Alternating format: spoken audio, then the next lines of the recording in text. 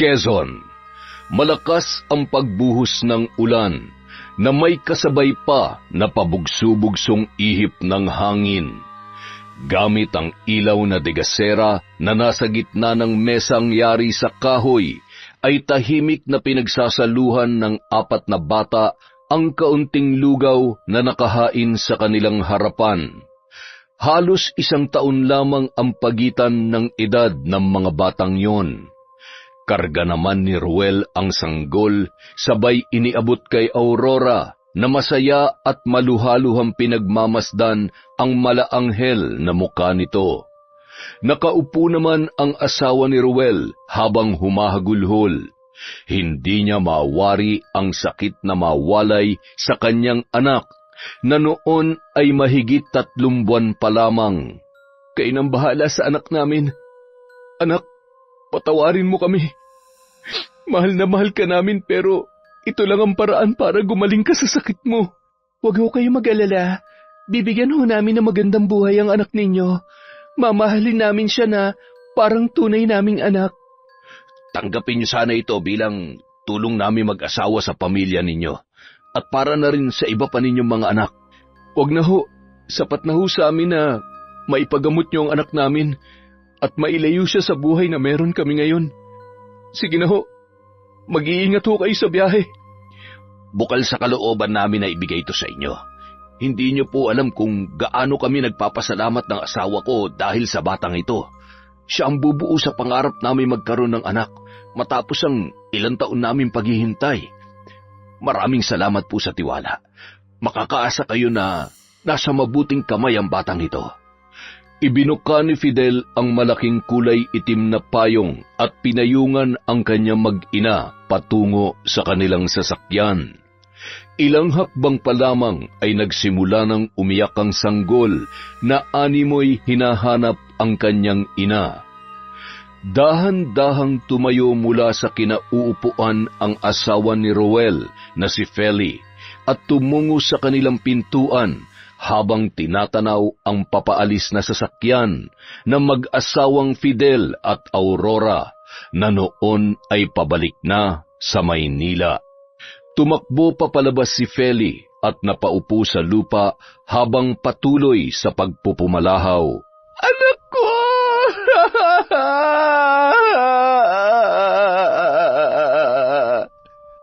Agad namang sinundan ni Ruel ang kanyang asawa at pilit na pinapakalma sa gitna ng malakas na ulan. Tama na, Feli. Huwag mo na masyadong pahirapan ang sarili mo. Tandaan mo, ginawa natin to para gumaling siya. Mahal na mahal natin ang anak natin pero hindi sapat yun. Wala tayong kakayahan na madugtungan ang buhay niya dahil... Patawarin mo ko, Feli. Patawarin mo ko sa mahirap na buhay na meron tayo ngayon. Kung kaya ko lamang sana.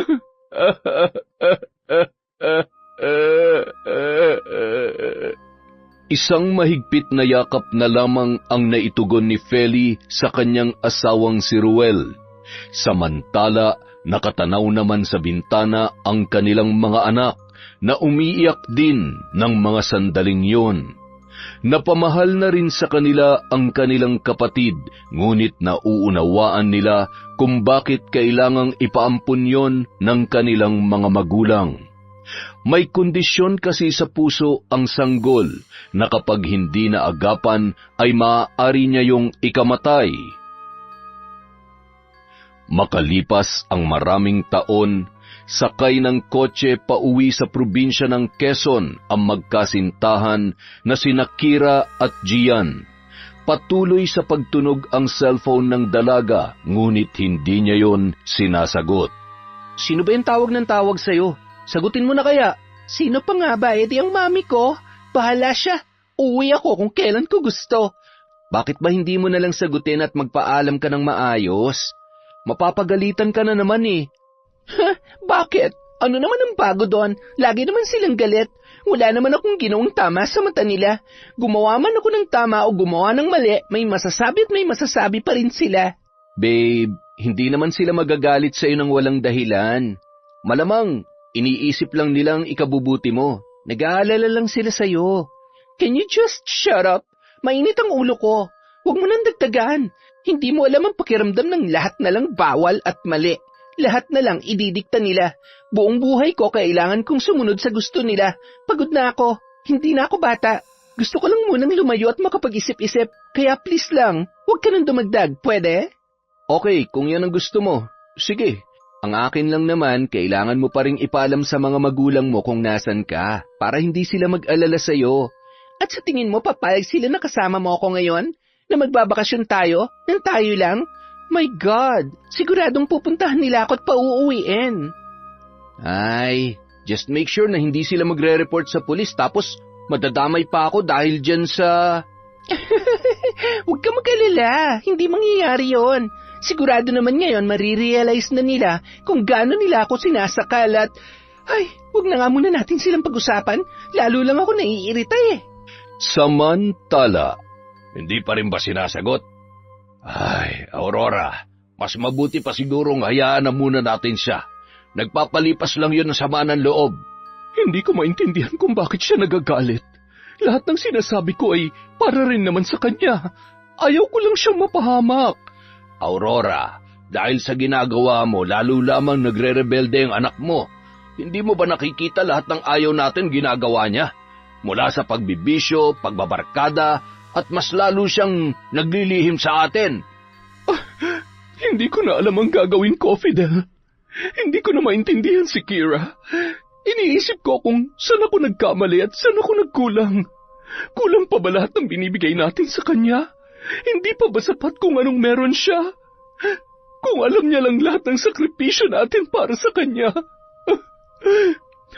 Alam mo, siguro panahon na para sabihin natin sa kanya ang totoo.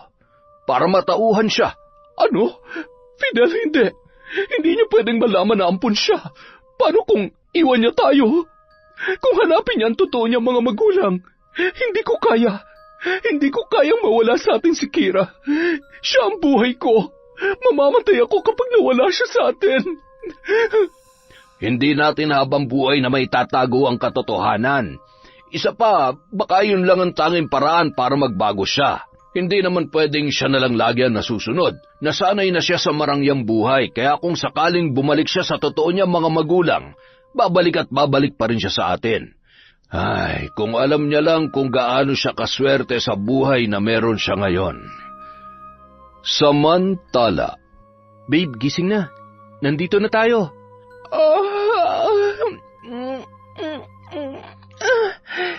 Teka, seryoso ka ba? Nasaan bang bahay ng tito mo? Yan, ganyan talagang bahay dito sa probinsya.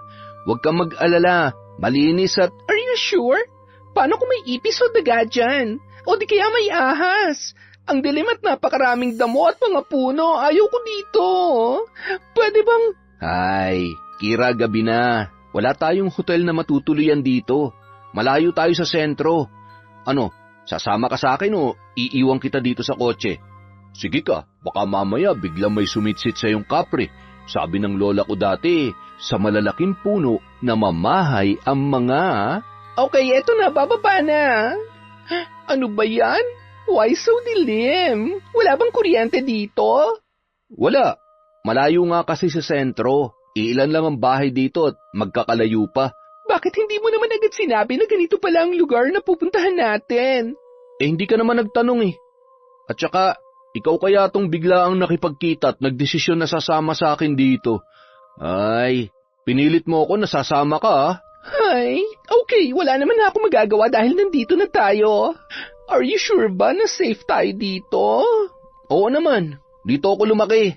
Dahil sa lugar na to natuto akong mangarap kaya napadpad ako sa Maynila. Pinag-aral ko ang sarili ko, nakatapos at nakahanap ng maayos na trabaho. Sino mag-aakala na magiging isa akong engineer? Sayang nga lang wala nang nanay at tatay ko.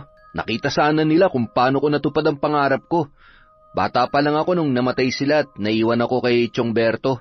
Siya na ang tumayong nanay at tatay ko mula nung high school ako. Kaya nga, napakaswerte mo babe. Dahil mayaman ka at mahal na mahal ka ng parents mo. Kaya ka nila pinagbabawalan dahil gusto ka lang nilang protektahan. Pwede ba? Hindi mo alam ang sinasabi mo. Pagod na ako. Gutom and naglalagkit na ang skin ko. Kailangan ko na mag-shower. Ay, halika na. Tumuloy na tayo. Chong! Chong, nandito na po kami. Gian? Iho? Ikaw na nga ba yan? Aba... Opo, ako nga po. Ang napakagwapo niyong pamangkin. Manang-mana sa inyo, syempre. Siya nga po pala si Kira, girlfriend ko. Hi po. Ano ba yan? Hindi ba siya naliligo? Ay. Nako, akala ko ay may kasama kang artista. Napakaganda naman pala ng girlfriend mo. Ay siya, tumuloy na kayo sa loob. Sakto, nakaluto na ako ng hapunan. Kaya lang ay pagpasensyahan nyo na ha. Hindi ko naman inakalang may kasama kang bisita kaya gulay na lang kalangan niluto kong ulam. Okay lang po, Chong. Paborito ko kaya yan at sigurado magugustuhan din niya ni Kira. Hindi ba, babe? Hindi ko pa. O siya, ayusin muna natin ang mga gamit natin para makakain na tayo. Siya nga pala, walang shower dito ha. May balon dun sa gilid ng bahay. Magsasalok tayo ng tubig para makaligo ka. Ay, my God! Paano yon? Paano ko makakaligo ng maayos? Malinis ba yung water? Oo naman. Siya nga pala. Bukas mamamasyal tayo at siguradong maaaliw ka sa ganda ng ilog na malapit dito sa amin. Makakalimutan mo yung problema mo at baka nga makalimutan mo nang bumalik sa Maynila Matapos iligpit ang kanilang mga gamit, nagpalit muna ng damit si Kira at tumungo sa kusina. Nakakapit pa yun sa braso ni Gian na animoy takot na takot at inililibot ang paningin sa bawat sulok ng kabahayan. Yari lamang sa kahoy at pawid ang bahay at tanging sahig lamang ang simentado. Napansin naman ni Mamberto na naninibago ang dalaga. Pasensya ka na, iha ha. Ganito ang karaniwang bahay dito sa probinsya. Simpleng buhay lamang ang meron kami dito. Pero masaya naman. Kumain na kayo. Pagpasensya mo ng ulam natin sa ngayon ha. Hayaan mo bukas. Bibili ako ng karne at isda sa bayan. Hindi naman nakaimik ang dalaga. Halos masuka pa yon sa gulay na kanyang kinakain. Nagkatinginan na lamang ang magtiyo at pasimpleng ngumisi. Matapos maghapunan ay nagtungo naman sila sa balon kung saan naligo si Kira. Tuwang-tuwa naman yon dahil sa sobrang lamig ng tubig. Nagpatulong pa siya kay Gian sa pagpapatuyo ng mahaba niyang buhok. Nagtitili pa yon nang makakita ng palaka sa loob ng kanilang silid. Dala ng matinding pagod, 10:00 pa lamang ng gabi ay nakatulog na ang dalaga. Agad namang lumabas si Gian at tinawagan ang ama ni Kira na si Fidel para ipaalam na nasa maayos yon na kalagayan at kasama niya ang dalaga sa probinsya. Seryoso ka ba? Hahayaan na lang natin siyang kasamang lalaking yon? Fidel, paano kung... Aurora, kung may masama siyang plano sa anak natin, di sana hindi niya na ipinaalam ang totoo. At saka paminsan-minsan, kailangan mo ring itatak sa isip mo na hindi lahat ng tao na makakasama ng anak mo may gagawing masama sa kanya o may impluwensyahan siya. Meron siyang sariling pag-iisip at hindi na siya bata. Minsan kailangan din natin siyang hayaang madapa at magkamali. Hindi mo ko naiintindihan. Kapag may nangyari masama sa kanya, ikaw ang sisisihin ko, Fidel. Humahagulgol na pumasok si Aurora sa kanilang kwarto dahil sa labis na pag-aalala at inis sa kanyang asawa. Kinabukasan, maagang nagising ang magkasintahan at naghanda na ng gamit na dadalhin papunta sa ilog. Mag-iingat kayo doon ha, medyo madamot, matarik ang daan. May mangilan-ngilan na rin namang bahay kung sakaling maliligaw kayo papunta o hindi kaya ay pabalik. Susunod na lamang ako doon pagkagaling ko sa bayan. Sige po, Chong. Ingat din po kayo. Agad nang umalis sina Gian at Kira papunta sa ilog na kanilang papasyalan. May kalayuan din ang kanilang lalakarin kaya inagahan na lamang nila upang hindi abutin ng sobrang init sa daan. Makalipas ang ilang minuto ay nakaramdam na ng pagod si Kira sa paglalakad. Ang layo na ng nilalakad natin. Napapagod na ako. Ano ba yan? Ang daming damo. Wala bang maayos na daanan dito? Ang sakit na ng pako at nangangati na ako sa dami ng nagtataas ang damo. Aray, ang habi at ang kati-kati. Ay nako, kanina ka pa nagre-reklamo. Malapit na tayo. Makinig ka. Naririnig mo na ba yung agos ng tubig? Ay, salamat naman. Gustong-gusto ko na mag-swimming. Pawis na ako. Oh my God, ang dami ko na tuloy rashes. Tingnan mo. Ay, mawawala rin yan. Ayan, nandito na tayo. Tingnan mo kung gaano kalinaw yan, oh. Woohoo! Wow! Ang ganda nga. At mukhang ang lamig ng tubig. Masayang-masaya sina Kira at Gian habang nagsuswimming sa ilog. Habang naliligo ang dalawa ay napalingon naman sila sa isang matandang babae na may dalang timba at nakatitig lamang sa kanila. Nang magtama ang paningin ni Gian at ng matanda na noon ay nakangisi, ay agad na tumalikod yon at nagmamadaling umalis. Oh my God, sino yon? She looks so nakakatakot. Weirdo. Wala yon, siguradong napadaan lang si Lola. Sino ba naman ang hindi mapapadungaw kapag ganito kagwapo't kaganda naliligo sa ilog na to? Sabi ko sa'yo, makakalimutan mo lahat ng problema mo dito eh. Samantala, mula sa di kalayuan, Napakaingay ninyo. Masyado kayong masaya. Tingnan ko lamang kung makakatawa pa kayo mamaya. marahan yung bumulong ng mga salita sa hangin, pagkatapos ay nagpatuloy na sa paglalakad, papunta sa kanyang kubo sa hindi kalayuan sa ilog. Patuloy pa rin sa kwentuhan, halakhakan at pagtatampisaw sa tubig sina Gian at Kira. Makalipas ang ilang minuto ay napahawak sa tiyan si Gian. Ang sakit! Oh, napano ka? Anong masakit? Ang sakit ng tiyan ko, parang, aray, nalamigan yata ako. Sigurado ka bang okay ka lang talaga? Mabuti pa umuwi na tayo. Kaya mo ba maglakad? Oo, kaya ko naman. Sandali lang parang umiikot din ang paningin ko. Hindi kaya nausog ako nung matanda kanina? What's usog? Ano bang mga sinasabi mo? Tinatakot mo ba ako? Wala. Tara na. Umuwi na tayo. Sana maabutan pa natin si Chong. Ang sakit talaga. Grabe. Natagalan sa paglalakad ang dalawa dahil pabugso-bugso ang sakit ng tiyan ni Gian at namimilipit yon. Ano? Kaya mo pa ba? Ano bang gagawin ko? Huwag ka mag-alala. Kaya ko pa naman. Malapit naman na tayo. Nang makarating sila sa bahay ay sakto namang papaalis pa lamang si Mang Berto. O ano nangyari? Bakit namumutla ka? Ay sus Mariosep, nakagat ka ba ng ahas? Hindi po, Chong. Bigla na lang pong sumakit ang tiyan niya at nagsuka. Nag-almusal naman kayo bago kayo umalis. Chong, sa tingin ko, nausog ako nung matanda kanina. Matandang babae na may mahabang puting buhok at mukhang napaglaruan nga kayo ng matandang yun. Sandali lang at ipaglalaga kita ng mga dahon at halamang ugat para maibsan niyang sakit ng tiyan mo. Matapos maglaga ng yerba buena at siyaang gubat, ay agad na pinainom ni Mang Berto si Gian. Ang pangit ho ng lasa, Chong. Hindi naman Bakit kasi pinapainom niyo siya niyan?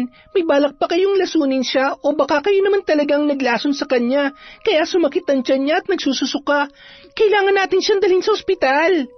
Magdahan-dahan ka nga sa sinasabi mo. Hindi ko ipapahamak ang pamangkin ko. Hindi ospital ang kailangan niya.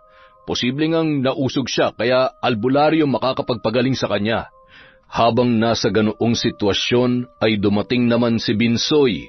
Kapag walang pasok ay naglalakuyo ng isda sa mga kabahayan. Anak yon ng kilalang albularya sa nasabing lugar. Mang Berto, bibili po ba kayo ng isda? Oh, Binsoy, ikaw pala. Mabuti naman at nakarating ka rito. Ano nangyari sa kanya? Mukhang nausog eh. Nasa bahay bang Nanay Feli mo? Ay, opo. Papuntahin ko po ba dito o... Samahan mo na lamang sila sa inyo. Susunod ako. Akin na yung dala mong isda at sakto, mukhang hindi na ako makakapanik sa bayan. Seriously? Iaasan yung kalagayan ni Gian sa isang fake healer? Para ano? Para painumin ulit ng kung ano-ano? Babe, please. Totoong nakakapagpagaling sila. Hindi lahat ng sakit, lalo na kung di pangkaraniwan ay mapapagaling ng mga doktor. Tara na po, sumunod na po kayo sa akin. Nang makarating sa matarik na daan papunta sa bahay ni na Binsoy, ay napansin naman ng binatilyo na hirap ng lumakad yon. Kaya naman inabot niya ang kamay ng dalaga para alalayan sana yon. Iyo, ako na. Tingnan mo nga yung kamay mo at mga kuko. So dumi, tapos hahawakan mo ako. Napakalansa mo at ako na bahala sa sarili ko. Alalayan mo na lang si Gian. Ay, ano ba namang klase mga daan to? Matapos ang 20 minuto, nakarating na rin sila sa bahay ng albularya na nagngangalang Feli, ang ina ni Binsoy. Halos 15 taon na rin mula nang matutunan noon ang panggagamot. Mayat mayang tinitingnan ni Binsoy ang muka ng dalaga. Hindi niya maintindihan kung bakit parang pamilyar sa kanya ang itsura noon. Bakit ka ba tingin ng tingin sa akin? Ngayon ka lang ba nakakita ng maganda sa tanang buhay mo? Pasensya na ho. Nay, may magpapagamot po. Agad namang lumabas si Aling Feli mula sa kusina nang makita ang dalaga na noon ay nakatingin din sa kanya ay natulala ang babae. Para lamang siyang nananalamin ng kabataan niya pa. Siguraduhin mo na mapapagaling ng nanay mo ang boyfriend ko, ha? Babe, please. Ano na naman? Nag-aalala lang naman ako sa'yo. Kung sana sa ospital na tayo pumunta, malapit na sana tayo. At siguradong gagaling ka pa. Anong nangyari sa'yo, iho? Sobrang sakit ho ng tiyan ko. Nausog po yata ako. Aray, ayan na naman.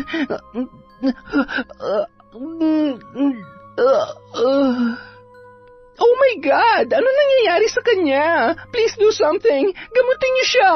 Babe, gumising ka, babe. Iha, pwede bang maupo ka muna at kumalma? Ako nang bahala sa kanya. Hindi lamang usog, kundi napalipad hangin siya. Binsoy, anak, tulungan mo akong buhatin siya at ihiga mo rito sa papag. Oh my God! So dumi ng kamay tapos...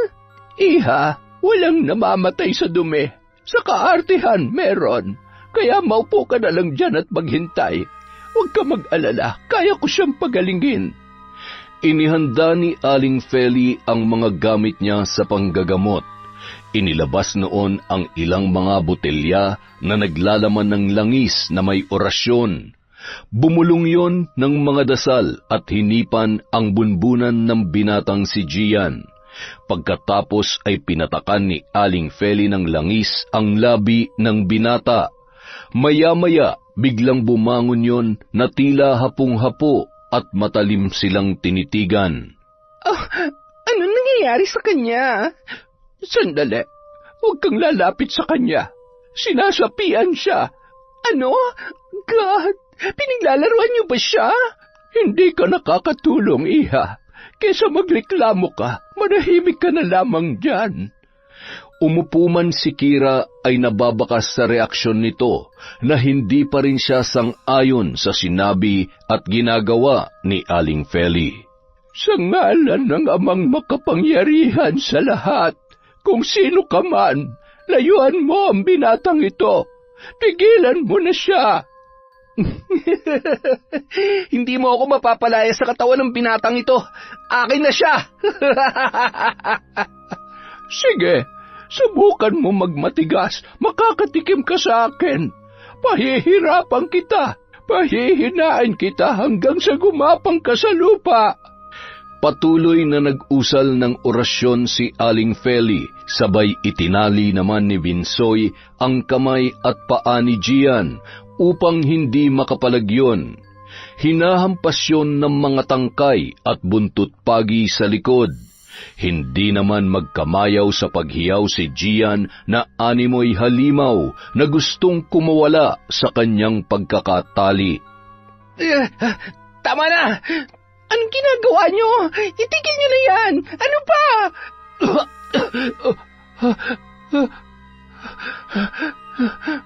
Anong nangyari sa akin? Bakit? Salamat sa Diyos. Hindi niyo hinayaang mapahamak ka ng dahil sa masamang hangin na may kasamang sumpa ng kapahamakan. Ligtas ka na, iho. Ligtas? Tingnan nyo nga ang ginawa nyo sa kanya. Ano, magkapera lang kayo, gagawa kayo ng kwento? Sinaktan niyo siya. Ayan, tingnan niyo mga bakas at sugat na naiwan sa katawan niya. Anong klaseng matinumang gagamot ang gagawa nito? Irereklamo namin kayo, mga mukhang pera at manloloko. Kami na nga ang tumulong tapos irereklamo mo pa? Alam mo, kanina pa ako nagtitimpi sa iyo eh. Porke ba maganda ka at mayaman, ang lit-lit ng tingin mo sa amin?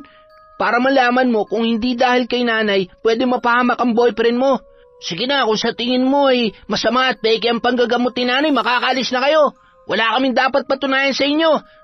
O yan, kailangan lang talaga kitang talian kanina para hindi ka tumakbo at makapanakit. Mukhang mabait ka, pero itong kasama mo, nako, maganda nga, saksaka naman ng sama ng ugali. Ah, ganun ha? Masama pala ha? Huwag mong sasaktan ang anak ko. Bitiwan mo siya. Isa ka pa? Fake healer? Ano? Kira, tama na. Kira, ano ba? Tama na sabi. Ano ba nangyayari sa'yo? Sorry po, Aling Feli. Binsoy, yung bayad ko po pala, wag na. Hindi na kailangan. Oo, mahirap kami pero marangal ang ginagawa kong panggagamot. Sige na, makakaalis na kayo. Hindi yon ang unang pagkakataon na nakita ni Gian si Kira kung paano magalit. Madalas ay nagwawala at hindi nun mapigilan ang kanyang sarili. Nanginginig pa ang mga kamay noon sa galit at naninigas ang bagang. Halika na, umuwi na tayo. Aray, ano pa? Bakit mo ba ako sinisigawan? Dahil hindi na tama yung ginawa mo. Sinaktan mo sila pagkatapos nila tayong tulungan. Alam mo, hindi ko maintindihan kung bakit mo ginawa yun. Bakit ba ang dali-dali para sa iyo manghusga, ha? Ako pa ang mali? Hindi mo ba alam na pinagtatanggulan kita sa mga manlolokong yon? Kira, enough. Sumusobra ka na. Lahat na lang ba? Mula sa mga magulang mo, mga kaibigan mo, pati mga inosenteng tao kinakalaban mo. Hindi mo ba nakikita na may mali rin sa'yo? Patuloy sa pagbabangayan ang dalawa nang bigla namang dumating si Mamberto. Ano ba naman at dito pa talaga sa daan nyo napiling magbangayan? Baka gusto nyo munang umuwi sa bahay at pag-usapan niya na mabuti. Ay. Huwag na lang kayo makisali. Wala naman kayong alam sa nangyari. Nakakainis. Bahala kayo dyan. Walang kasing bilis na lumakad papalayo, pabalik sa bahay ni Mang Berto, si Kira. Napailing-iling na lamang si Mang Berto sa inasal ng kasintahan ng kanyang pamangkin na si Gian. Pambihira naman, Gian. Pasensya na sa sasabihin ko, ha? Napakabait mong bata at alam kong matalino ka. Oo, maganda si Kira pero bakit naman parang nung umulan ng kaartehan at kasungitan ay sinalo niya yata lahat? Mahal ko siya, Chong. Alam kong kahit ganun ang ugali niya may kabutihan pa rin sa puso niya. Hindi ko siya susukuan. Kailangan ko lang pong tulungan siya na mas pairali ng kabutihan kaysa galit at kung anumang hinanakit na kinikimkim niya sa puso niya. Ay. Tumango na lamang si Mang Berto at inalalayan ang bahagya pa ring nanghihinang si Gian. Iniinda noon ang hapdi ng mga hampas sa likod ng kanyang katawan. Siya nga pala, pasensya na kung hindi ako nakasunod agad. Nagluto na muna ako ng tanghalian natin. napasama ata ang bakasyon nyo dito sa probinsya. Oo nga po, Chong Siguradong magyayaya na yun na bumalik sa Maynila. Ay, hindi bale. Malamang nag-aalala na rin sa kanya ang mga magulang niya. Abat, wag mong sabihin na hindi mo ipinagpaalam yon. Nagtanan ba kayo? Naku, hindi po, Chong. At tinawagan ko rin ho ang tatay niya kagabi para ipaalam na sumama siya sa akin. Grabe kasi talaga kapag tinotopak yan Kahit mami at daddy niya, walang magawa. Ay, yan ang mahirap kapag pinalaki na laging nasusunod ang gusto. Samantala, Nay, kumusta na ho yung likod ninyo? Masakit pa ba? Okay lamang ako, anak. Medyo masakit pero pasasan ba't mawawala rin naman ito? Yung mukha mo, patingin nga. May mga pasaka at may kalmot sa braso. Ay, napakasalbahe po talaga ng babaeng yun. Kung hindi lang ako lalaki, pinatulang ko na yun Nako, kung nandito lang sila kuya at ate, kawawa yun. Ay, sinabi mo pa. Pero anak, alam mo kung kasama natin ang ate mo, yung kinukwento ko sa'yo, siguro kaedaran niya at kasing ganda niya rin. Okay na po yung kaedaran at kasing ganda, pero wag naman sanang kasing ugali nun. Ikaw talaga, natitiyak ko na magandang pagpapalaki sa kanya ni Aurora at ni Fidel. Mabubuting tao ang umampun sa kanya. Ay siya, alalayan mo nga ako papuntang kusina at magluluto pa ako ng ulam ng tatay mo. Mag-aalas 11 na yata, siguradong papauwi na yon. Ako na po, Nay. Magpahinga na lang po kayo dyan. Si Binsoy ang bunso sa mga anak nina Aling Feli at Mang Ruel, at siya na rin lang ang nakakasama nila sa bahay. May kanya-kanya na kasing pamilya ang kanilang mga anak na nakatira sa mga karatig baryo, at ang iba naman ay nasa ibang lalawigan. Madalang na lamang kung makadalaw ang mga yon, lalo na't abala sa kani-kanilang hanap buhay. Lumipas man ang maraming taon, ay bakas pa rin ang kahirapan sa kanilang pamilya. Bukod tanging si Binsoy ang kaisa-isa nilang anak na nagtiyagang magpatuloy sa pag-aaral sa kolehiyo sa kursong edukasyon. Nakatingin sa kawalan si Aling Feli nang dumating ang kanyang asawa na si Mang Ruel. Ma, ayos ka lang ba? May nangyari ba? Ay, wala naman. May naalala lamang ako. Maupo ka muna at magkwentuhan tayo. Nagluluto pa si Binsoy. Aray, ang sakit talaga ng likod ko. Oy, bakit? Nagbuhat ka ba ng mabigat? Biglaan naman yata ang pananakit niyan. Ay, mahabang kwento. Kanina kasi ay may napadpad ditong dayo. Wari ko'y yung lalaki, yung pamangkin ni Berto. Yung babae ay namumukaan ko rin pero hindi ko maalala kung saan ko nakita. Hawig nga ng panganay natin pero saksakan ng maldita. Sus Mariosep, daig pa nga yung may sapi. Alam mo, masarap turuan na leksyon ng malditang yon. Sinaktan niya ang bunso natin, may mga pasa at kalmot tuloy. Tapos nung inawat ko ay tinulak ako. Napasama tuloy itong likod ko. Masyadong matapobre at tinawag pa akong, ano ba yon? Fake healer. Ay nako, hayaan mo na't makakahanap rin ng katapat ang ganoong klase ng tao. Ipagpasa Diyos mo na lamang. Isa pa, itigil mo na yung pagtanggap mo ng pambabarang at lalo lamang akong kinakabahan sa parusang balik niyan. Gustuhin ko man, pero ngayon pa ba? Nakakatulong din naman ito para sa pangmatrikula ni Binsoy. Isa pa, sila naman tong sumasadya sa akin rito. Hindi rin sila lalapit sa akin kung hindi nila kailangan ng tulong ko. Mas marami pa rin naman ang nagagamot ko kesa sa... Ayan, nangangatwiran ka na naman. Ay siya, sandali lamang at tutulungan ko na si Bunso. Ipahinga mo muna yung likod mo. Haplasan mo ng langis at baka may pila yan. Ay siya, sige na. Lakad na't huwag mo akong alalahanin. Mawawala din ito. Ay, salbahe kasing dalaga yon. Ay, teka. Pagka sinuswerte ka nga naman, siguradong Buhok niya itong nasa upuan. Mahaba, manipis at may kulay. Humanda ka sa akin, maldita ka. Fake healer pala. Sa kabilang banda, Kira, ano ba? Hindi mo ba naiintindihan? Sabay tayong babalik sa Maynila. Pakalmahin mo muna sarili mo. Wala kang mapapala kung lagi mong paiiralin yung init ng ulo mo. Wala pang laman yung tiyan mo mula kanina at maawa ka naman, hindi pa gaanong bumabalik ang lakas ko. Di ako magdadrive. Problema ba yon? Okay, pero please, maya-maya ng konti. Kailangan ko magpahinga.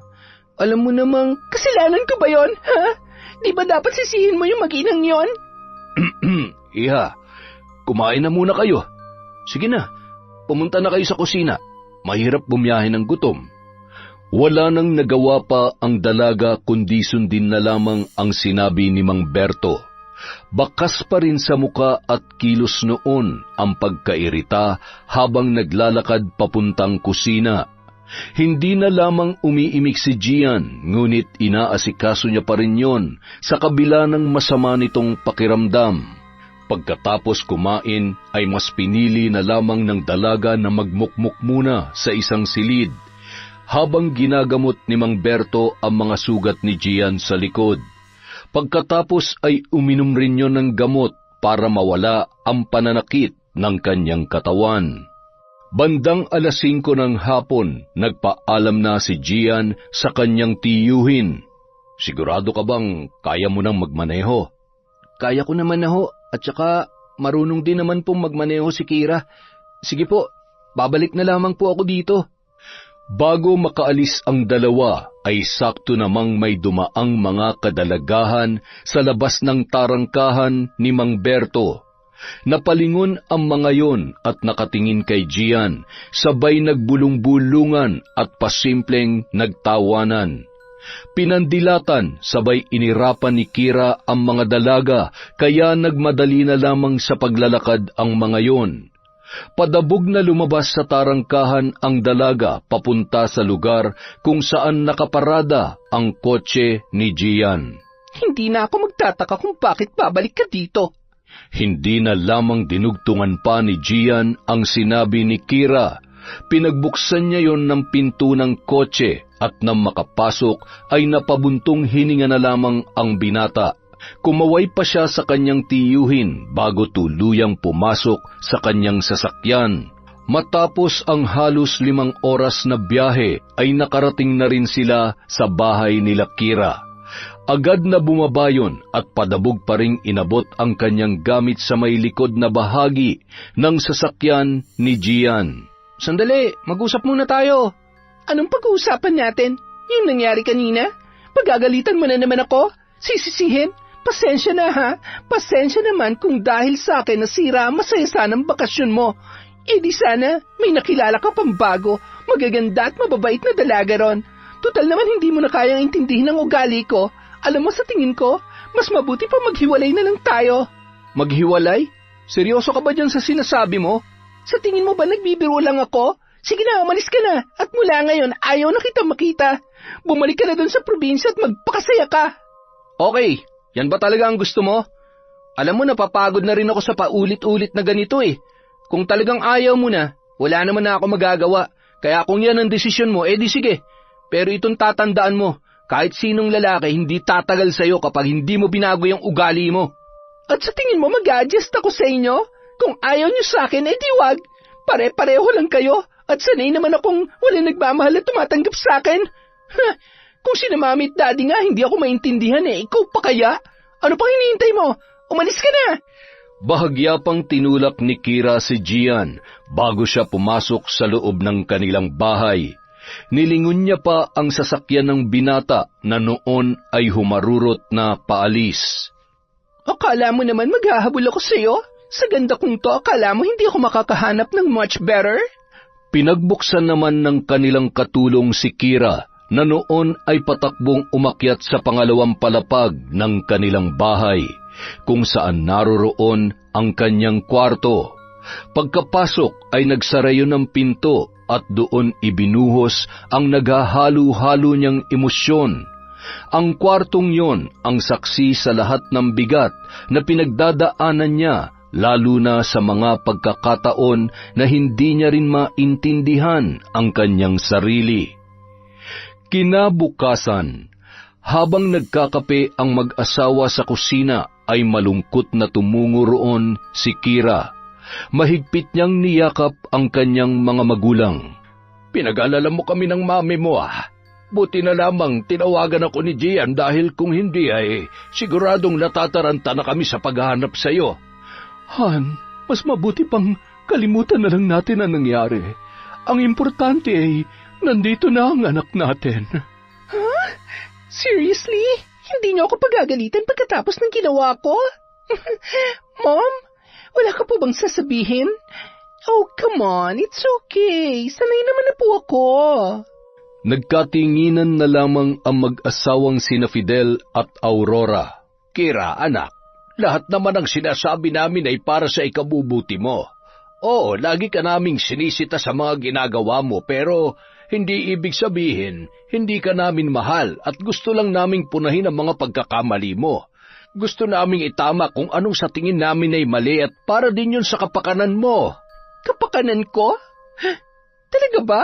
O baka naman kapakanan ninyo sa image ng pamilya natin? Sumasobra ka na! Hindi ka namin pinalaki para bastusin kami. Ibinigay namin lahat ng gusto mo. Kung alam mo lang kung gaano ka kaswerte na napunta ka sa amin, kaya wala kang karapatang... Han, tama na. Huwag mo naman saktan ang anak natin. Ano ka ba naman? Anong ibig niyong sabihin? May hindi ba kayo sinasabi sa akin? Mami? Kira, anak, patawarin mo kami. Sa loob ng maraming taon mula nung inampun ka namin, ni minsan hindi namin inisip na ampun ka. Mahal na mahal ka namin na para naming tunay na anak. No, hindi ako ampon. Bawiin niyo yan. Hindi totoo yan. Yan ang totoo. At ngayon alam mo na, gusto ko lamang malaman mo na sa oras na hindi ka magbago, mas mabuti pang... Hindi! Ayoko! Hindi ako ampon! Hindi totoo yan! Sinungaling kayo! Walang kasing bilis na tumakbo si Kira paakyat ng hagdan habang humahagulgol. Bumalik ka rito, Kira! Kinakausap pa kita! Ano ba? Bakit mo ginawa yun? Bakit? Napailing-iling na lamang si Fidel at mababakas sa kanyang muka ang pagkadismaya. Sabay lumabas ng kanilang bahay at naiwan namang humahagulhol si Aurora. Buong araw na nagkulong sa kwarto ang dalaga, ni wala siyang mapaglabasan ng sama ng loob. Matalino at masasabing lahat ng talento ay ipinagkaloob sa kanya ng Diyos, pero sa kabila noon ay wala siyang permanenteng kaibigan dahil wala namang tumatagal sa kanyang ugali. Wala siyang pakialam kung sa bawat salita at ginagawa niya ay nakakasakit na siya ng damdamin ng iba. Kinagabihan, inihahanda na ni Aling Feli ang kanyang mga gamit sa isang kubo kung saan niya isinasagawa ang pambabarang. Nay, sigurado po ba kayo sa gagawin ninyo? Hayaan nyo na lang po kaya yun. Makakahanap rin yun ng katapat niya. Bumalik ka na lamang dun sa bahay, anak. Sige na, huwag ka mag-alala at alam ko kung paano ko tuturuan ng leksyon ng babaeng yon. Sige na, pumunta ka na doon at huwag ka na makulit. Magluto ka na ng ulam at paparating na ang tatay mo. Tingnan mo na lamang kung anong mailuluto mo doon sa ref. Nanay naman, wala naman po tayong ref. Ay, oo nga pala wala. Nangangarap lamang naman ang nanay mo. O siya, magkatay ka na muna ng isang baboy, anak. Yung puti ang dugo, ha? Yung totoong baboy ay sa graduation mo na. Sige po, mamimitas na po ako ng baboy. Nanlang ka pala. Kayo talaga. Ay, kaunting tiis na lamang. Makakapagtapos na rin ang bunso namin. Sana bago man lamang ako bawian ng buhay ay makita ko man lamang siyang magkaroon ng magandang kinabukasan. Kahit isa man lamang sa mga anak ko ay makapagtapos, At kung nasan man ngayon ang isa kong panganak, sana'y masaya siya sa buhay na meron siya. Pumasok si Aling Feli sa kanilang kubo at doon ay isa-isa niyang inilapag ang kanyang mga gamit sa sahig. Inilabas niya ang isang maliit na sisidlan sa kanyang bulsa kung saan nakatago ang buhok ni Kira. Dahan-dahan niya yung kinuha at inilagay sa isang botelya na may langis at maliliit na insekto. Ipinatong ng ginang ang bungo sa isang itim na tela pagkatapos ay nagsindi ng mga kulay itim na kandila. Maya-maya, hinawakan niya ang isang aklat na kulay itim at hinagkan yon bago sinimulang basahin ang mga kahindik-hindik na mga salita. Kinuha niya ang isang kandila at paunti-unting pinatakan ang bungo habang siya ay humahalakhak. Masyadong marahas ang dila mo. Gusto kong maunawaan mo na hindi sapat ang magandang mukha para magustuhan ka ng mga taong nasa paligid mo. Kailangan mong matutong rumespeto at kung paano makipagkapwa-tao. Ngunit malabo yatang makita mo kung anong tama at mali kung hindi mo mararanasan ang maghirap. Tingnan lang natin kung makakapagmaldita ka pa, makakapanghusga at makakapanghamak ng mga taong katulad namin. Ngayon, patutunayan ko sa iyo na kahit gaano ka kayaman, ay hahalik ka pa rin sa lupa para magmakaawa, para makawala sa sumpa na ikakabit ko sa iyo. Lahat ng ipinagmamalaki mo ay malalagas kasabay ng mga buhok mo at ang bawat hibla at maging ang anit mo ay ngangat-ngatin ng mga kuto. Mula sa gabing ito ay mararamdaman mo na ang paunti-unting bagsik ng aking kapangyarihan hanggang sa bumait ka ng tuluyan. Samantala, Anak, buksan mo itong pinto. Mag-usap naman tayo. Kanina ka pa hindi kumakain. Yaya, pasuyo naman ang susi. hayaan mo siyang magutom. Pasasaan ba't lalabas din yan? Kaya mo ba talagang tiisin ang anak natin? Kung wala kang magandang sasabihin, manahimik ka na lang, pwede? Matapos mabuksan ang pintuan, ay tumambad kay Aurora, ang noon ay nanginginig na si Kira. Nakapikit, pawis na pawis at inaapoy ng lagnat. Mami, tulong! Ay, Diyos ko! Ano nangyayari sa'yo? Fidel! Fidel! Ang anak natin! Nang makita ni Fidel ang kalagayan ng kanilang anak, ay agad niyang binuhat yun at isinakay sa kanilang kotse. Sinugod nila si Kira sa pinakamalapit na ospital. Agad naman yung inasikaso at binigyan ng gamot ng mga doktor. Nang gabi ring yun ay nakauwi na rin sila kaagad. Ngunit hindi pa rin nila nakakausap ang dalaga. Akala nila ay nagtatampo lang yun dahil masama pa rin ang loob sa kanyang nalaman. Hinayaan na lamang muna nilang magpahinga ang kanilang anak. Nang sumunod na araw, maagang nagising ang dalaga para sa kanyang voice lesson nung araw na yun. Pumasok sa banyo at agad siyang napaharap sa salamin at pinagmasdan ang kanyang sarili. Napabuntong hininga pa yon, sabay napakamot ng ulo. Ramdam niya ang labis na pangangati ng kanyang anit. Matapos maligo ay agad naman yung nawala. Pagkatapos magbihis ay bumaba na siya agad at tinawag naman siya ng kanyang ina para kumain ng almusal. May lakad ka pala ngayon. Sumabay ka na lamang sa akin. Huwag na po, Daddy. Kaya ko naman na po. Nagtatampo ka pa rin ba sa amin ng daddy mo? Umiling lamang ang dalaga at sumubo ng sunod-sunod.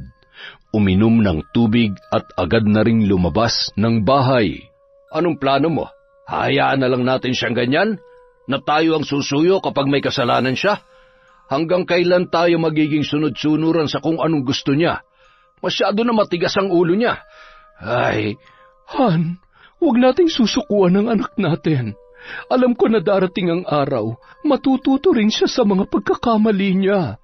paano siya matututo kung sa bawat pagkakamali niya ay sinasalo mo?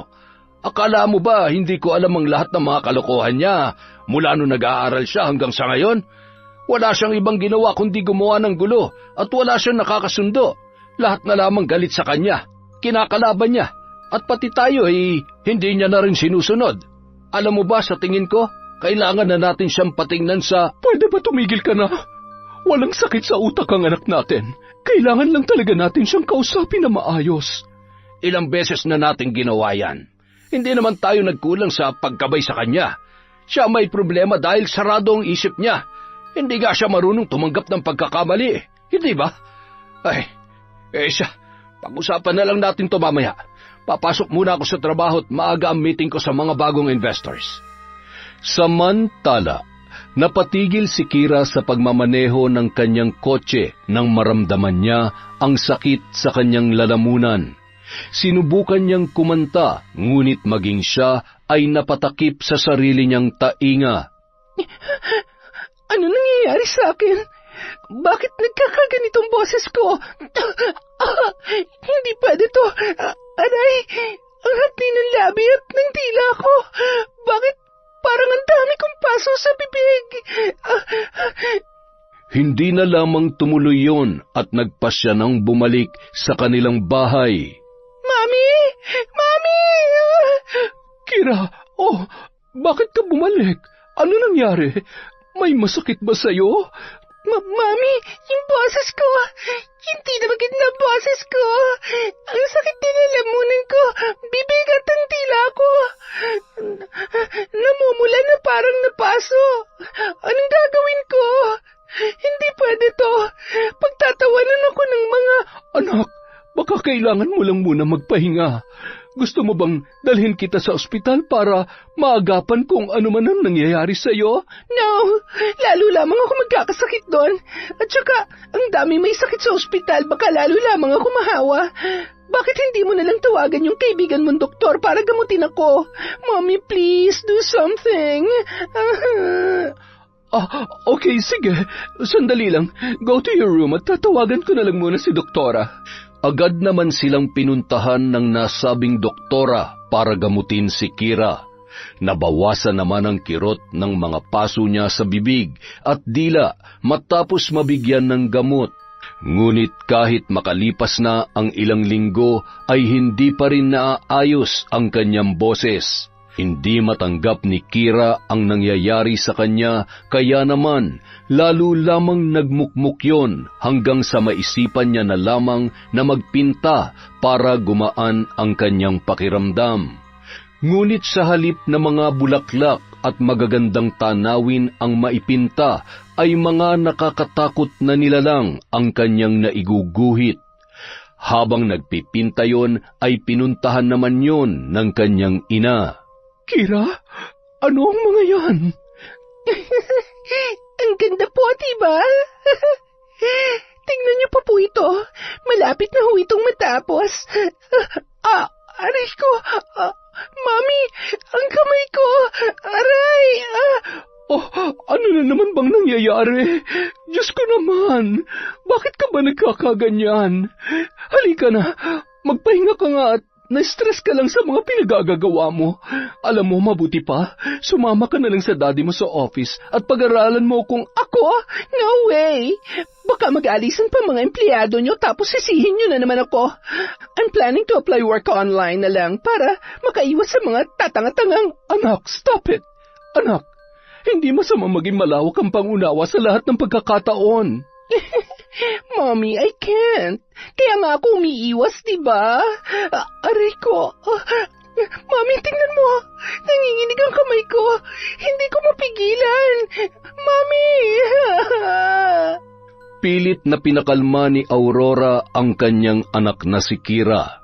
Napapansin niya ang kakaibang pagbabago sa katawan ng dalaga maliban na lamang sa ugali nito, dahil mula sa pagkabata noon ay sadyang kilalanan nila ang kamalditahan ni Kira. Sa kabila ng ipinapakitang kabutihan at pangunawa na mag-asawa ay mas lalo lamang lumalala ang hindi kanais-nais na ugali ng kanilang anak. Hindi na namalayan ng ginang pero nakatulog na ang anak nito. Tinitigan niya ang maamong muka noon, sabay hinimas ang ulo. Napakunot noo siya nang tingnan ang paisa-isang buhok ng kanyang anak. Napatingin din siya sa sahig at napansin na napakaraming nalagas na buhok ni Kira. Ay, Diyos ko po, ano nangyayari sa kanya? Bakit ang daming lisa at kuto? Kira, gumising ka! Mami, ang kati-kati po ng ulo ko. Nagkakamot yun, kaya naman napalundag papalayo si Aurora sa takot na siya ay mahawa. Mami, bakit? Parang nandidiri ka sa akin. Nang tingnan ni Kira ang kanyang higaan, kumot at maging ang damit, ay napasigaw yun nang makita ang napakaraming kuto na gumagapang. No, hindi pwede to. Mami, ano nangyayari sa akin? Nadatnan ni Fidel ang mag-ina sa kwarto na ganoon ang kalagayan. Hindi yun makapaniwala sa kanyang nakita, ngunit nagawa pa rin noong lapitan si Kira. Maya-maya, bigla na lamang nawala ang napakaraming kuto na yon, ngunit kasabay noon ay ang tuluyang pagkalagas ng buhok ng dalaga. Hindi! Ano nangyayari sa akin? Hindi ako pwede maging pangit! Mami! Daddy! Ang buhok ko! Nangyari ang lahat ng to mula nang pumunta kayo sa probinsya kasama si Gian. Hindi kaya napaglaruan ka ng mambabarang doon? Maliban sa tiyuhin niya, sino pang... Yung fake healer! Siguradong siya may gawa nito sa akin! Mami! Daddy! Samahan niyo po ako! Kailangan nilang pagbayaran ng ginawa nila sa akin! Humanda sila sa akin! Hindi mangyayari sa iyan kung wala kang kasalanan. Ano ang ginawa mo sa kanila? Daddy, hindi mo ba nakikita? Ako ang biktima dito. Mga monster sila. Pagbabayaran nila to. Samahan niyo ako sa lugar na yon. Ano? Ayaw niyo? Ayaw niyo ako samahan? Ha? Pues, haharapin ko sila mag-isa. Sasamahan ka namin pero nakikiusap ako. Hindi ito ang tamang pagkakataon para magmataas ka. Hindi mo ba nakikita nagiging epekto sa iyo dahil sa mga inaasal mo? Kailan ka magbabago? Kapag wala nang lahat sa iyo, matuto ka magpakumbaba kung gusto mong manumbalik sa dati ang itsura mo. Nung mga oras ding yun, tinawagan ni Fidel si Gian para samahan sila sa nasabing lugar.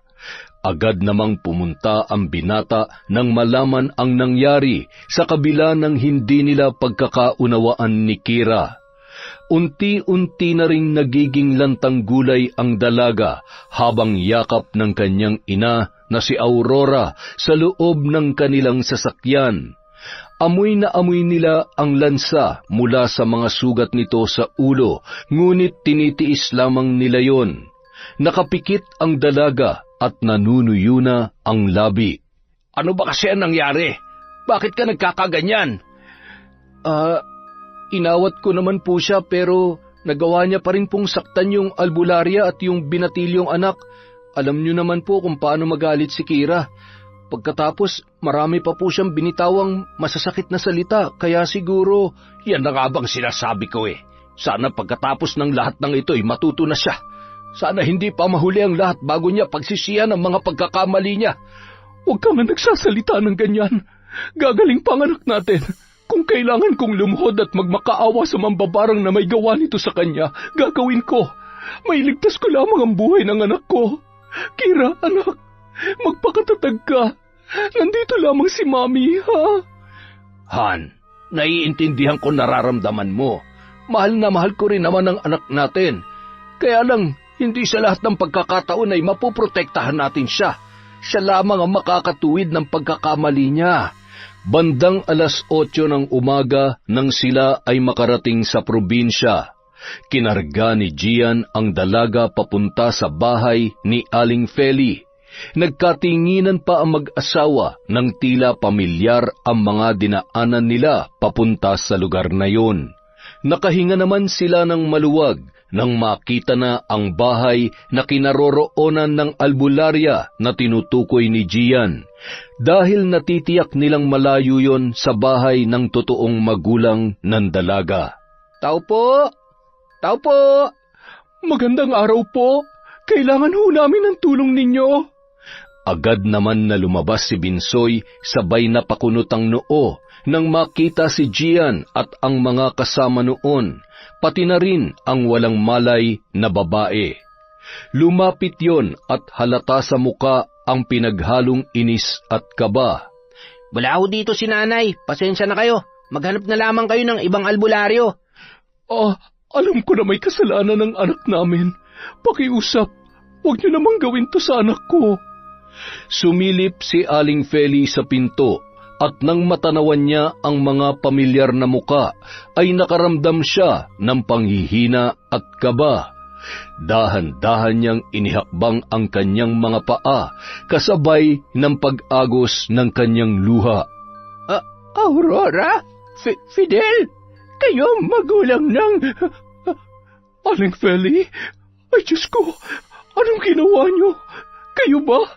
Kayo ba may gawa nito sa kanya? Kayo ba ang bumarang kay Kira? Patawarin niyo ako. Hindi ko alam. Hindi ka namin dapat sisihin. Sa ngayon ang importante ay gumaling siya. At siguro nga, panahon na para malaman niya ang totoo. Maaaring tadhana na rin ang gumagawa ng paraan para umabot tayo sa ganitong sitwasyon. Agad na inilapag ni Gian ang dalaga na nalilito pa rin sa pinag-uusapan ng mga kasama niya at ni Aling Feli. Mami, hindi ko na kaya. Nahihirapan na po ako. No, anak, lumaban ka. Hindi mo pwedeng iwan si Mami. Mahal na mahal kita. Mamamatay ako kapag nawala ka sa akin. Aling Feli, ano ba? Pagalingin mo siya. Gawin mo ang lahat na makakaya mo. Habang isinasagawa ni Aling Feli ang ritual, punong-puno naman ng pagtataka si Binsoy na noon ay nakakunot ang noo. Sabay nilapitan yon ni Gian. Kilala mo ba sila? Hindi po. Hindi ko nga alam kung bakit parang magkakakilala sila eh. Pero pamilyar ang pangalan nila. Kung hindi ako nagkakamali, sila ang mga umampun sa kapatid ko na may sakit sa puso noon. Pero imposible. Wala akong kapatid na masama ang ugali katulad ng babaeng yan. Paano kung magkapatid nga kayo? Kung sakali man, ipupusta ko, hindi niya rin matatanggap. Lalo niya lamang kaming mamalitin dahil mahirap lang kami. Pasensya ka na sa mga nangyari ha. Alam mo, hindi pa rin ako nawawalan ng pag-asa na magbabago pa siya. Bandang 12:00 ng tanghali, matapos maisagawa ni Aling Feli ang ritual, ay nagkamalay na ang dalaga. Halata ng maganda na ang kanyang pakiramdam dahil mapula na ang kanyang mga labi. Salamat sa Diyos, anak. Mabuti naman at gising ka na. Huwag mo akong hawakan at huwag mo akong matawag-tawag na anak. Isa kang monster, masama ka. Tingnan mo ang ginawa mo sa ulo ko. Sinira mo ang buhay ko. Patawarin mo ako, Iha. Anak, hindi ko alam na... Ano ba? Bakit mo ba ako tinatawag na anak? Lumayo ka sa akin. Halimaw ka. Kira, ito ang katotohanan. At siya ang totoo mong ina. 3 buwan ka pa lamang noon nang inampun ka namin ng mami mo. No, hindi magandang biro yan. Ayaw ko. Kahit kailan at kahit anong mangyari, hindi ako magkakaroon ng magulang na mambabarang ng mga irresponsable at kayang ipamigay ang bata na parang hayop. Wala akong magulang na mas mahirap pa sa daga. Umuwi na tayo. Ayoko na dito. Mommy, please. Bakit hindi ako makatayo? Patawarin mo ko. Hindi ganong kadaling mabawi ang lahat ng sumpang Wala kang kwenta. Ipinamigay mo na nga ako. Ikaw pang dahilan kung bakit nahihirapan ako ngayon. Tama na. Huwag mo nang sisihin si nanay. Nagawa lang nila yon dahil wala silang kakayang ipagamot ang sakit mo. Isa pa, sinong di magagalit sa ginawa mo sa amin? Napakasalbahe ng ugali mo. Tumahimik ka. Kung nakakatayo lang ako, sasampalin kita dyan eh. Mami, umalis na tayo dito. Please, iuwihin niyo na ako. Daddy, parang awa niyo na. Naiintindihan ko kung hindi mo gusto dito at hindi mo ako tanggap bilang totoong nanay mo. Hindi ko rin hihilingin na mapatawad mo ko sa lahat ng mga kasalanan ko sa iyo. Pero pinapangako ko na gagawin kong lahat para ikaw ay gumaling. Kailangan mo munang manatili dito hanggang sumapit ang araw na susunod na Biyernes sa darating na kabilugan ng buwan. Kung kinakailangan, iiwan muna namin siya sa'yo. Kira, hanggat hindi mo nahahanap ang pagpapakumbaba at pagpapatawad, hindi mo matutulungang gumaling ang sarili mo. Sana kahit minsan, hayaan mong manaig ang kabutihan dyan sa puso mo. Matuto kang rumispeto. Babalikan ka na lamang namin ng mami mo dito. Pero, Fidel... Han, hayaan muna natin siya dito. Magtiwala ka lang. Iiwan niyo talaga ako dito? Mami, please. Daddy, huwag niyo akong iwan dito. I'm sorry, anak. Lagi mong tatandaan na mahal ka namin.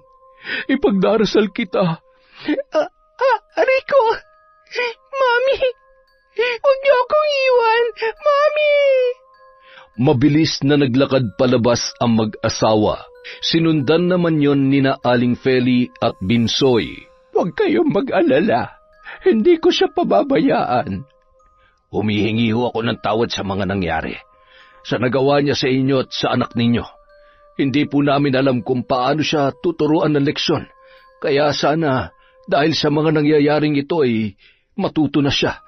Babalik ho kami at sana habaan niyo ang pasensya niyo sa kanya. Ito nga po palang pera kung ano man ang kailanganin niya o hingin niya sa inyo. Huwag, hayaan mo siyang maranasan ng simpleng buhay. Sa tingin ko, malaking bagay na makita niya kung gaano siya kaswerte sa buhay na mayroon siya ngayon. At agad nang hinila ni Fidel ang kamay ng kanyang asawa. Samantala, nagmamadali namang tumakbo papasok ng balkonahe si Gian kung saan naroon pa rin si Kira na noon ay humahagulgul pa rin. Anong ginagawa mo dito? Umalis ka na. Pare-pareho lang kayo. Hindi niyo ako mahal. Ano bang tinutunga-tunga mo? Umalis ka na. Iwanan mo ako rito. Magsama-sama kayo. Malungkot na tumalikod ang binata, ngunit mababakas sa mga mata nito ang awa para sa dating kasintahan. Agad na rin silang bumiyahe pabalik ng Maynila. Hindi mapigilan ni Aurora ang pag-aalala at sakit na nararamdaman na iwanan sa ganoong kalagayan si Kira, ngunit pinipilit niyang lakasan ang kanyang loob. Umaasa siya na may magandang kahihinatnan ang naging desisyon nilang mag-asawa. Samantala, Anak, alam kong nagugutom ka na. Gusto mo bang subuan kita? Masakit pa rin ba ang kamay mo? Mas gugustuhin ko pang mamatay na lamang sa gutom kaysa kainin ang pagkain na yan. Ano na naman ang gagawin mo sa akin ngayon? Lalasunin mo ako? Alam mo, ang pangit talaga ng tabas ng dila mo. Hindi kami masamang tao. Kung meron man masama dito, ikaw yun. Anak, mabuti pang maghain ka na at siguradong pauwi na ang tatay mo. Iwan niyo na kaya yan dyan, Nay. Hayaan niyo siya magutom. Ayaw niya naman kumain eh. Mabuti pa, ipakain ko na lang yan sa alaga akong... Minsoy, tumigil ka na. Mainit na nga ang ulo ay ginagatungan mo pa. Isa pa't makukurot na talaga kita. Nanay naman, ako ang bunso niyo kaya dapat... Oh, ano ang meron at... may pasyente ka yata. Nasaan ang kasama niyan? Tay, iniwan po yan dito. Masama kasi ang ugali, kaya... Hindi ka ba talaga titigil, ha? Kapag ako nakalakad na, humanda ka sa akin. Abat, napakatapang mo naman, Iha. Partida, may sakit ka pa niyan. Pa, si Kira. Siya ang anak natin. Ha? Ano ba ang pinagsasasabi mo dyan? Wala naman tayong anak na maldita at wala din tayong anak na ang pangalan ay Kira. Siya yung ipinampun natin kina Aurora at Fidel. Siya ang anak natin. Hindi mo ba siya namumukhaan? Ah, ano? Ay, Diyos ko, nananaginip ba ako? Ikaw nga ang anak naming... Ay, ano ang nangyari sa'yo? Paanong... Ano ba? Lumayo ka sa akin. Ang dumi-dumi mo at ang baho mo. Ew, so kadire. At pwede ba? Hindi niyo ako anak. Si Mami at si Daddy lang ang mga magulang ko. Napaka-arte mo. Akala mo naman gusto kitang maging kapatid? Che, tay, hayaan nyo na nga yan. Nay, halika na, kumain na tayo. Napabuntong hininga na lamang ang mag-asawa at napilitan na iwanan muna ang dalaga sa balkonahe na noon ay nakahiga pa rin sa papag. Pagkatalikod ng mga yon ay lumapit naman ang aso at agad na kinain ang pagkain na nasa pinggan. Shoo! Nagugutom na ako. Pati ba naman ikaw na aso ka? Nakikisali ka pa rin? Siguro ikaw ang amo ng bisit na mabaong bansot na yon. Nakakainis. Ano bang gagawin ko? Gusto ko nang kumain. Mami! Habang kumakain sa kusina ay hinay-hinay naman na nagkukwentuhan ang mag-anak. Matapos ilahad ni Aling Feli ang lahat ay napakamot ulo na lamang si Mang Ruel. Sa dinami-dami ng pwede mong barangin ay sarili mo pa talagang anak ang nabiktima mo. Hindi mo man lang ba naramdaman? Tay, sa sama ng ugali ng Kirang yan, nakakalain ba ni nanay na anak niyo siya? Wala na ata mas maldita pa sa kanya eh. Maarte na, matapobre pa. Siguro sunod sa layaw. Palibasa mayaman yung mga umampun sa kanya eh. Hindi ko maintindihan kung bakit. Mabait naman sina Aurora at Fidel. Siguro ay nasobrahan sa... Hindi na mahalaga yan. Baka binibigyan lang din tayo ng Diyos ng pagkakataon na magpakamagulang sa Kanya. Matagal na rin nating ipinagdarasal na makita siya. Sa ganito mang paraan, dapat pa rin nating ipagpasalamat yon. Anak, Binsoy, alam kong nakakaubos ng pasensya pero nakikiusap ako. Intindihin mo na lamang siya, ha? Ay, nakukonsensya ako. Paano kung tuluyan siyang napahamak ng dahil sa akin? Tiyak na hindi ko mapapatawad ang aking sarili, Ruel. Makalipas ang ilang linggo, paunti-unti ay nakikipag-usap at kalmado na rin si Kira sa tuwing kinakausap siya ng kanyang ina. Nakita niya kung gaano katyaga siyang inaasikaso at inaalagaan, kahit pa may pagkakataon na nasisinghalan niya yon. Isang umaga, maaga silang gumising at tinutulungan siya ni Aling Feli na maglakad-lakad sa labas ng bahay. Sigurado ka bang kaya mo na? Medyo mahina lang po yung paa ko pero hindi naman na po masakit. Sa tingin ko, ilang araw na lang ay kaya ko na ulit maglakad mag-isa. Natutuwa ako na maganda na ang kondisyon mo. Tinutubuan ka na ulit ng buhok. Mabilis lang yan babalik sa dati. Mas lalo ka na ulit gaganda. Ay, pasensya ka na talaga, Iha. Kung hindi lang din ako nagpadala sa... Kasalanan ko naman ho talaga. Hindi nyo naman ho gagawin yun ng walang dahilan. Kung sila Mami at Daddy nga po nagagalit sa inaasal ko, kayo pa kaya? Salamat po, kasi kahit masama ang ugali ko, pinili nyo pa rin alagaan ako at pagalingin ako. Alam nyo po, lahat ng mga taong nakikilala ko, nagiging kaibigan at maging yung taong mahal ko, iniiwan din ako sa huli. Hindi po nila kinakaya yung pagiging maldita ko. Hindi ko naman po gustong maging ganito pero hindi ko na rin po alam kung paano magsisimula at kung paano babaguhin ang nakagawian ko. May mga pagkakataon na tinatanong ko ang sarili ko kung bakit ganito ako. Siguro nga naging abusado ako dahil pakiramdam ko kahit anong mangyari, may pera kami, mayaman kami at lahat ng gusto ko, masusolusyonan ng pera. Hindi po pala. Pero ngayon, mas naiintindihan ko na po ang lahat kahit papaano. Salamat po, Nanay. Oh, tama bang narinig ko? Tinawag mo akong nanay. Pinapatawad mo na ba ako? Pinapatawad mo na ba si nanay, ha? Wala ho kayong kasalanan sa akin. Kung hindi ho dahil sa ginawa nyo, baka wala na ako ngayon. At masaya po ako na naging magulang ko sina Mami at Daddy. At mas magiging masaya ho ako na nandyan ho kayo para sa akin, pati na rin si Tatay. Alam ko ho na kayo lang ho yung mga taong unang-unang tatanggap sa akin sa kabila ng mga pagkakamali ko. Siyempre naman, mahal ka namin. Pagbali-balik na rin man ang mundo, anak ka pa rin namin. Walang perpektong anak at wala ring perpektong magulang. Ang Mami at Daddy mo naman, alam ko kung gaano kanila kamahal. Kaya wag mong sayangin ang pagmamahal na yon.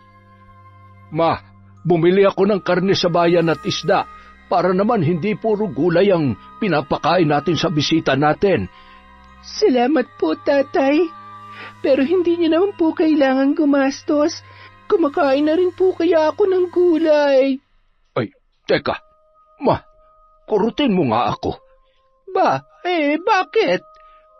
Para kasing nananaginip ako eh. Tama ba yung narinig ko? Tinawag niya akong... Tatay naman, hindi ho pa naginip to. Pasensya na po kayo. Sana'y hayaan niyo po akong bumawi kapag nakakalakad na ako ng maayos, kapag magaling na ako. Salamat sa Diyos. Hindi ko akalain na darating pa ang araw na ito. Mukhang kailangan ko ng tuluyang talikdan ang pambabarang para masuklian ko naman ang kabutihan niya. Sabi niyo nga po, diba? Hindi pa naman huli ang lahat. Totoo ba yan? Bakit parang ang saya-saya nyo? Pinagpalit nyo na ba ako dito kay Maldita? Nay, nagkukunwari lang yan. Mamaya kapag nakatalikod kayo, sigurado. Kapag malakas na yan, malamang. Grabe ka naman. Sorry na. Alam kong galit na galit ka sa akin, pero pinagsisisihan ko na yon. Huwag ka mag-alala, patutunayan ko sa iyo na hindi ako kasing sama ng iniisip mo. Bigyan mo naman ako ng chance na maging mabuting ate, kaya sana kalimutan na natin ang mga nangyari. Pwede ba yon, bunso? Pag-iisipan ko, mahirap na. Matalino rin kaya ako, kaya hindi pwedeng basta-basta na lang ako maniniwala sa'yo. Kailangan kong makasiguro at mapatunayan na bumabait ka na talaga. Kaya lang, wag mo masyadong pilitin, baka mamaya lagnating ka. Okay lang, aalagaan naman ako ni Nanay. Sus, nasasanay ka na ha. Baka makalimutan mo akong bunso dito ha, at akong pinakamahal ni Nanay. Ay, naku naman, mukhang nagseselos yata ang bunso namin ha. Ako, magseselos? Hindi ah, pero konting-konti na lang ipapasundo ko na yan dito sa Mami at Daddy niya. Makalipas ang isa pang linggo, tuluyan ng nanumbalik ang lakas at sigla ng dalaga. Suot ang sombrero na pinahiram sa kanya ni Binsoy, humarap sila sa salamin sabay nagtawanan. Magkamukha pala tayo, te. Oo, pero mas gwapo ko kung sakaling lalaki ako at mas matangkad ako, no? Mukha lang naman dapat ang pinag-uusapan na damay pa yung height. Paano, ready ka na ba? Susunduin ka na ng Mami at Daddy mo. Oo, pero alam mo, sigurado ako na mamimiss ko kayo. Mamimiss ka rin namin, lalong-lalo na sina Tatay at Nanay. Hindi bali, pwede ka naman magbakasyon dito kasama si Kuya Gian. Wala na yon. Sa ginawa ko at sinabi ko sa kanya, siguradong maghahanap na ng iba yon. Pero kung mahal ka niya, siguradong kahit anong mangyari, magtsatsaga siya sa'yo kahit maldita ka pa. Ngayon, medyo bumait ka naman na, kaya sigurado babalikan ka nun. Ewan ko sa'yo, ang kulit mo. Kaya mamimiss kita eh. Alagaan mo na maayos si nanay at tatay ha. Huwag ka mag-alala, tutulungan kitang makapagtapos at mapaayos tong bahay. Saka, gusto ko na rin makilala ang mga kapatid natin. Nung araw ding yun ay sinundo na si Kira ng kanyang mami at daddy. Masaya at mahigpit na yumakap yon sa kanyang nanay at tatay bago umalis. Labis namang nagpasalamat sina Fidel at Aurora. Mula ng araw na yon ay masayang-masaya na rin ang mag-asawa sa malaking pagbabago ni Kira. Makalipas ang 1 taon, Mommy, Daddy, papasok na po ako. Dad, see you later sa office. I love you. Ingat anak, bilisan mo at may naghihintay sa iyo sa labas. Naghihintay? Sino naman po? Basta, sige na, ipagdadrive ka raw niya. New driver? Si Mommy talaga. Good morning, babe. Gian, anong ginagawa mo dito? Don't tell me na ikaw yung... Ako nga. Ako ang driver mo today at hindi kita binibigyan ng karapatan na magreklamo. Okay, mag-drive ka kung gusto mo, pero para saan naman to? Bakit ngayon ka lang nagpakita sa akin? Wala lang, nagpamiss lang naman ako. At saka, siniguro ko na hindi na mainit ang ulo mo. Mahirap na. Ang sabihin mo, hindi ka na nakatiis. Sobrang namiss mo ng kamalditahan ko. Ano, simulan na natin? Ha? Okay lang. Namiss ko naman talaga yan. At sobrang namiss kita, Kira. I miss you too. Mamaya na tayo mag-usap. Ipag-drive mo na ako at nagmamadali ako. Siguro naman sapat na yung kiss ko para makarating agad tayo sa office. samantala. Nay! Tay! Tubig po! Pahingi po ako ng tubig! Ano bang nangyayari? Galing po ako sa sentro para makita kung nakapasa po ako sa exam. Nay, LET passer na po ako.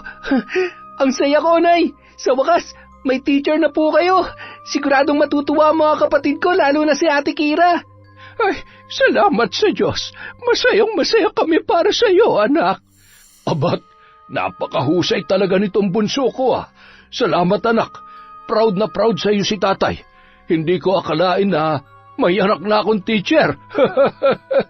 Katulad ho ng pangako ko sa inyo, iaahon ko ang pamilya natin sa kahirapan. Konting tiis na lang, Tay. Hindi nyo na kailangan magbilad sa init ng araw at magpakahirap sa trabaho. Ako naman po magtatrabaho para sa inyo. Ay, napakaswerte talaga natin sa bunso natin. Gwapo na, matalino pa, at napakabait pa. Ay, maswerte rin ang mapapangasawa mo, anak. Abay, hindi pa pwede yan. Hindi pa pwedeng mawalay sa akin ang bunso ko.